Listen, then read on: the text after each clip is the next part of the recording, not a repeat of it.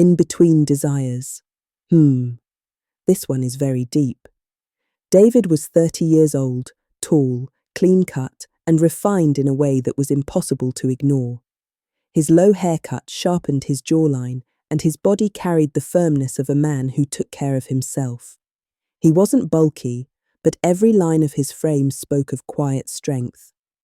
A simple t-shirt looked expensive on him, and a casual smile could stop people mid-sentence. David wasn't searching for trouble, but trouble always seemed to find him. Not because of what he did, but because of who he was. His presence drew people in, and he knew it. He carried it like a secret weapon. But beneath the polished surface, David had a pattern. He was a heartbreaker. Not the kind who shouted it on the streets, but the kind who slipped away silently. Most of the people who came close to him mistook his warmth for permanence. He let them in just far enough to make them believe they mattered. And then, at the peak of their trust, when they thought they had touched something real, David would vanish. His number would stop ringing. His smile would belong to someone else. To him, it wasn't cruelty. It was survival. He didn't believe in forever. He believed in the thrill of being wanted, the chase, the surrender, the attention. Once the fire cooled, he was gone. And yet, despite the trail of broken hearts behind him, David slept peacefully at night, until he met two women who would change everything. The first was Amira. They met at an art gallery on a breezy Saturday evening. David had gone there to please a client, but the moment Amira entered, the room shifted. She wore a red, fitted dress that hugged her figure like it was stitched for her alone. Her hips swayed as she walked, her bust firm and proud, and her laughter rang like music across the hall. When her eyes locked on David, she didn't look away. She smiled, confident, deliberate, and approached him as though she had known him all her life. Their conversation flowed like water. Amira spoke with warmth, her voice rich and steady. She teased him about staring, and David, for the first time in a long while, felt slightly off balance. That night, she gave him her number without hesitation, and within days, she had become a constant in his life.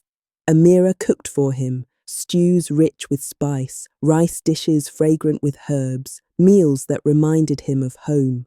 She left small notes in his bag, little reminders that someone was thinking about him. Her calls stretched into midnight, her laughter keeping him restless in bed. She made him feel like a man worth keeping, and David, against his better judgment, began to relax into her care. But then came Nora.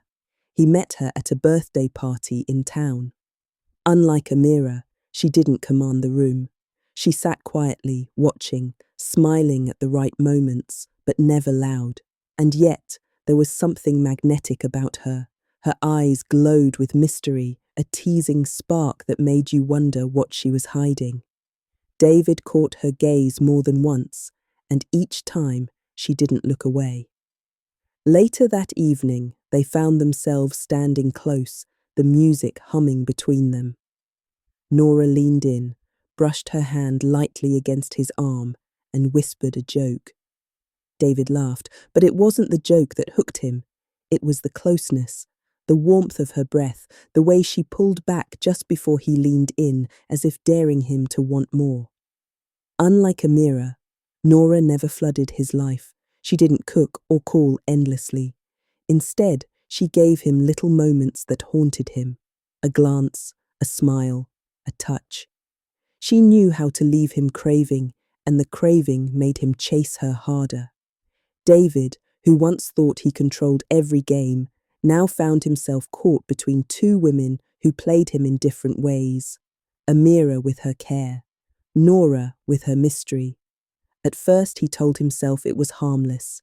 He was successful, free, and young. Both women were adults. They knew what they were doing. But what David didn't know was that desire is never harmless. Desire is a fire. Once you feed it, it demands more.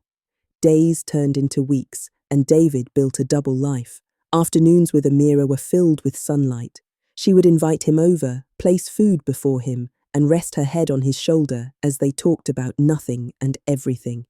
She loved touching him, holding his hand, stroking his hair, laughing at his jokes until her laughter became his comfort. Evenings with Nora were filled with shadows. She preferred dimly lit places, cafes tucked away from the crowd, walks under the night sky. Her words were fewer, but each one landed heavy. She teased him with silence, with the brush of her fingers against his skin, with the way her eyes lingered longer than her words. Nora made him restless, hungry, and alive in ways he couldn't explain. For a while, he thought he had the best of both worlds. But slowly, cracks appeared. When he was with Amira, he could almost hear Nora's voice in the background, whispering his name. When he kissed, "You belong to me." "No, he belongs to me." David pressed his palms against his ears, but the voices pierced through. His heart pounded. His body shook. He shouted, begged for silence, but the echoes only laughed. The walls of his room seemed to close in, the air thick and choking. He was alone, but it felt like both women were inside his skull, fighting for him. By dawn, he could take no more.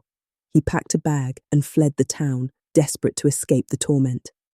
People said they never saw him the same again.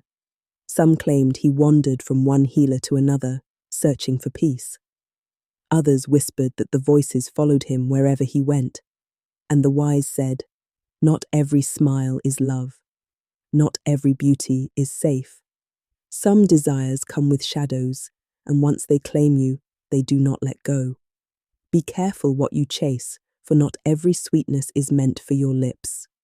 So tell me, if you were in David's shoes, what would you have done? Would you choose Amira? Would you choose Nora? Or would you walk away before it was too late? Drop your thoughts in the comments below. And please don't forget, like this video, share it with your friends, and subscribe to the channel for more powerful stories. The next one will go even deeper, and you don't want to miss it. So hit that subscribe button and turn on the notification bell.